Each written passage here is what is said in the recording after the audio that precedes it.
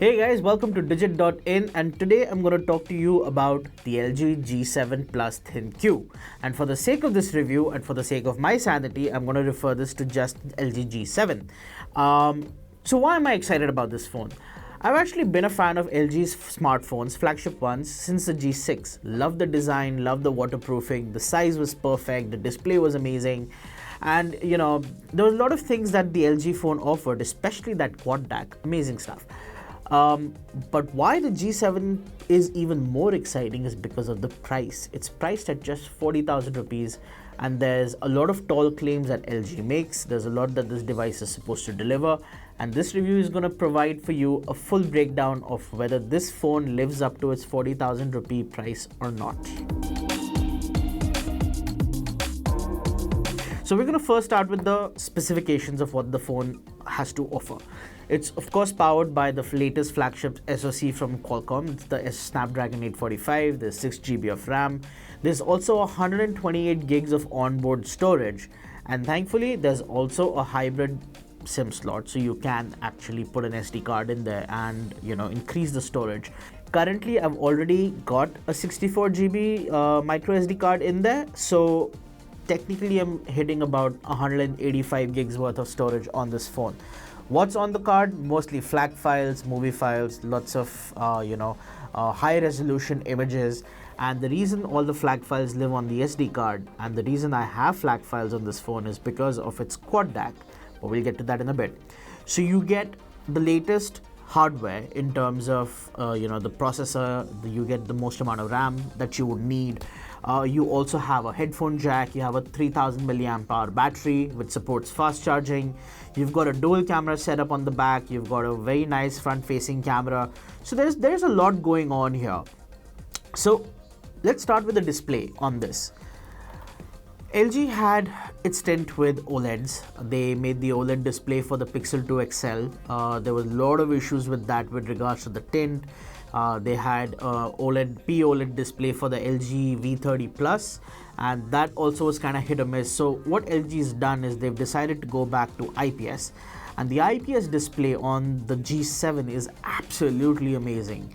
They say it goes all the way up to 1000 nits. We've not been able to see that because when in situations where it would go up to 1000 nits is when you're in extremely bright light, and our tools can't measure accurately the display's brightness when there's also a lot of ambient light.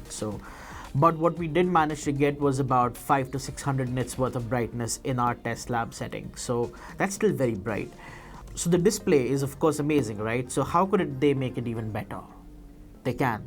They give you a Dolby Vision certified display, so this supports the Dolby Vision standard of HDR videos.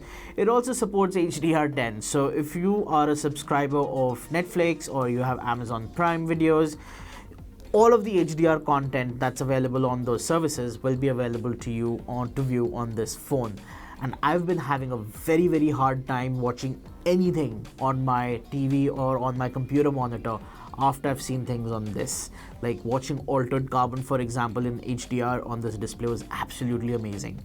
And in fact, on the 31st of August, Amazon is also going to be releasing Jack Ryan, which is going to be in Dolby Vision. So this phone is going to be able to play it along with whatever Dolby Vision certified TVs are out there. So suffice to say that the display on this is just absolutely amazing. Accurate colors, very sharp, very crisp. It's got a QHD resolution, and the only downside I would say is it has a notch, but you know what, we can all live with it. LG gives you a way to turn off the notch, which they for some reason call second screen. It's not even a screen, but whatever. So there is a way, and they give you these cute little customizations that you can put up. You can have colors there, you can have different bands, and in fact when there's a call coming in, the notch area starts to do its funky thing and it changes colors and whatnot. So pretty interesting what they've managed to do with an IPS LCD display, because typically HDR and this kind of customization with colors, zone controlling is generally only possible with OLED displays, since every pixel can be controlled with its colors and whether it's turned off or on, giving you better contrast ratios, better colors. But yeah, LG's hit it out of the park with the display. So that's the display part. Now I'm gonna move on to my notes so that I know exactly what to talk about.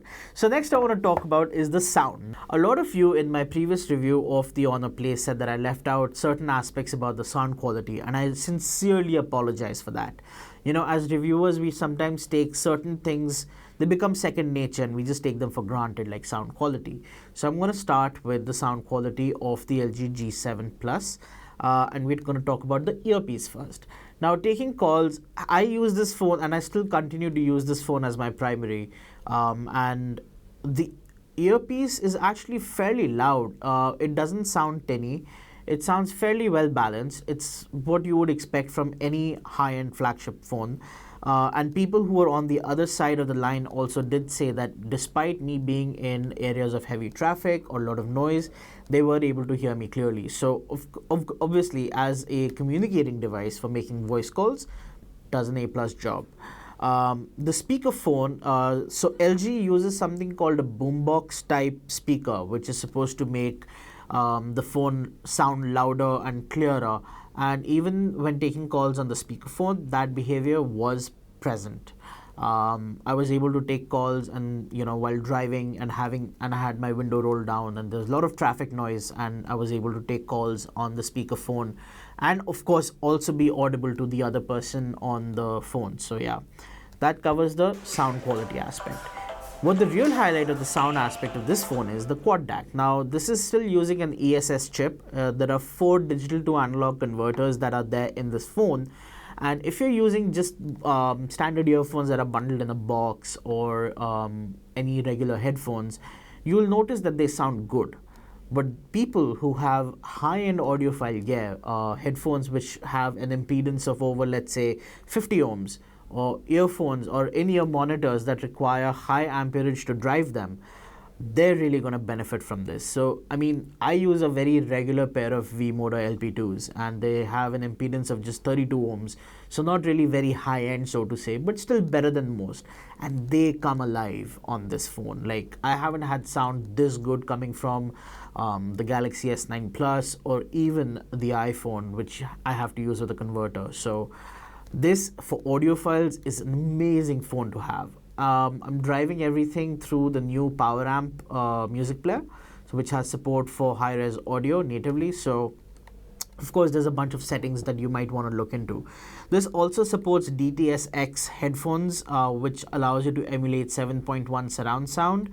I noticed that that works well for movies, but not so much for music. So if you're looking for this phone, looking at this phone just for the music capabilities, DTS-X, sure, great to have, but makes your movie sound good, but not your music so much. Now we're going to proceed on to the performance of the LG G7. Because it has flagship hardware, to be very honest, there's no lag. Everything plays well. PUBG, which I horribly suck at. You can actually see one of our videos where we suck at Fortnite as well. So, but I do play a lot of Asphalt. I do play a lot of Modern Combat 5, and the games run smooth. For me, however, what's more important is to be able to edit photos, because I do take a lot of photographs. I am a photographer. So photo editing using Snapseed and Lightroom, piece of cake, regardless of whether they were JPEG files or RAW files shot from the camera. So in terms of the performance, there's not going to be any issue. LG's own UI may look very custom. It may look very, I mean, I personally like it, but my colleagues have thought it doesn't look as good. It looks a little clunky. So that's a personal opinion. You can always put a launcher in there, but between the software and the hardware, there is very little gap. So you'll obviously get the most out of this phone's hardware. Now let's talk about the cameras.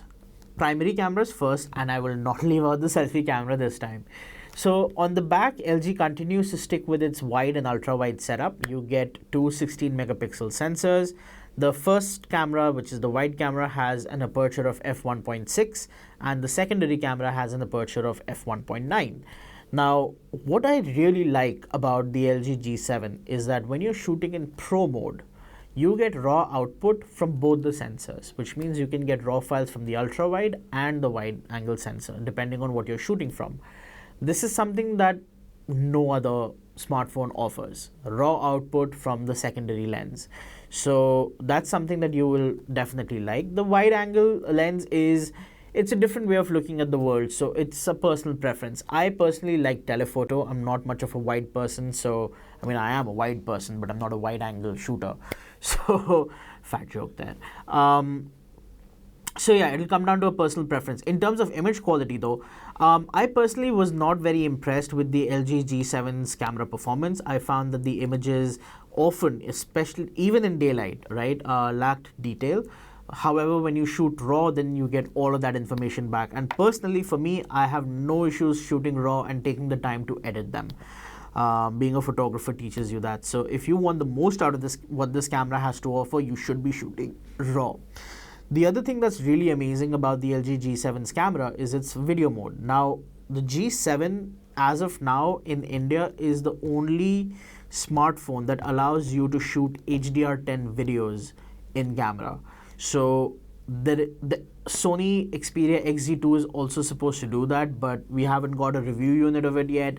It's just been announced. Availability is no idea what's happening there, but this allows you to do that at 1080p, not 4K, but you do get 10-bit video in HDR10 out of the camera right here. And then of course you will need the hardware to, you know, color grade it, because HDR10 footage right after it's been recorded looks completely flat. No colors, no contrast, and you have to kind of add it in post. So for people who are into content creation, they might particularly like this.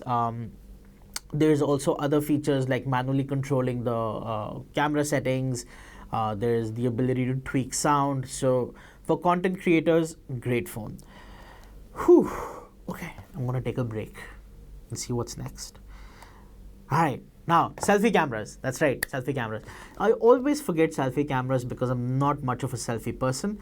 So let's talk about the selfie camera. Again, you get a fairly good camera, and interestingly, the aperture on the front-facing camera is also f1.9, which is the same as the secondary sensor on the back. So you get a selfie camera that takes fairly good photos in both low light and good light. Again, details will be a mess. There's a lot of softening involved with regards to the skin tones, but the dynamic range is good. In daylight, you will get good colors, you get very vibrant photographs, and frankly, I like the front-facing camera a little more than I did the rear camera. Of course, you don't get raw output from the front-facing camera, which I hope LG maybe one day they'll decide to introduce.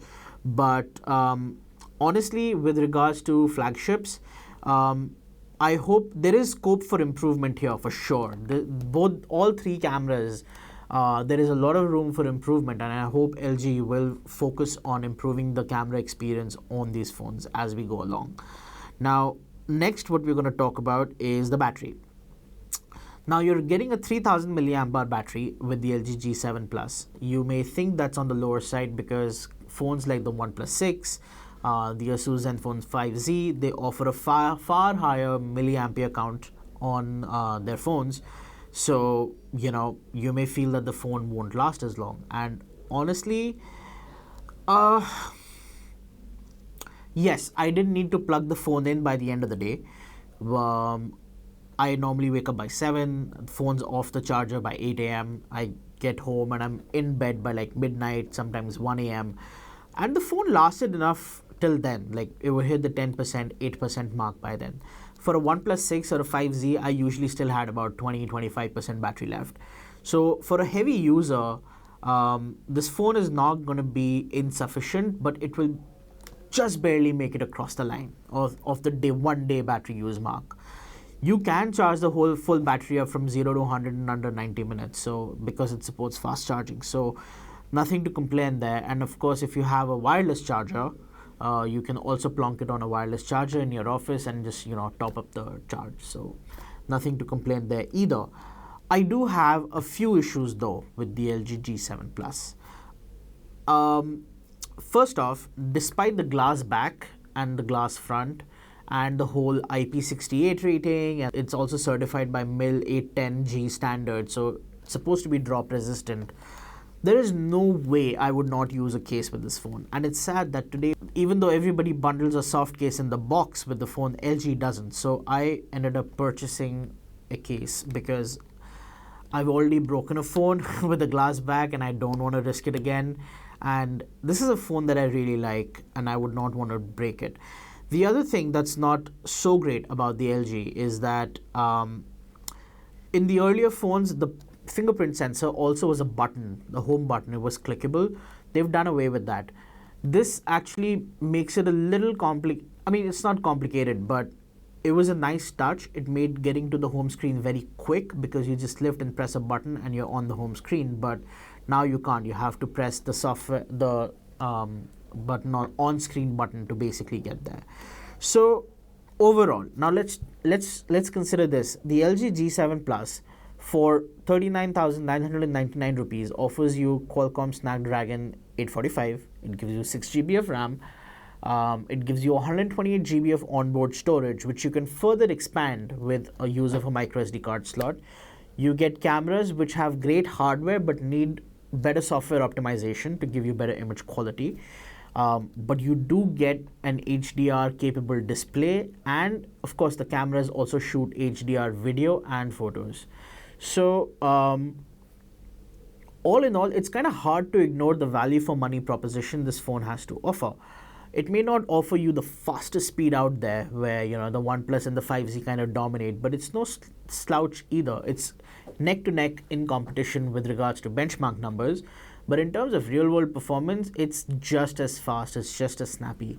And personally, it's a far more easier phone to handhold than the stockier OnePlus 6. And the LP IPS display on the G6 makes it very color accurate and amazing to consume content on. So, honestly, I keep thinking back to all the comments you guys leave me about short videos, and I'm thinking this phone has so much to talk about. How can I keep it under 10 minutes? And I'm sorry if this video has gone on too long, but there is genuinely a lot to talk about.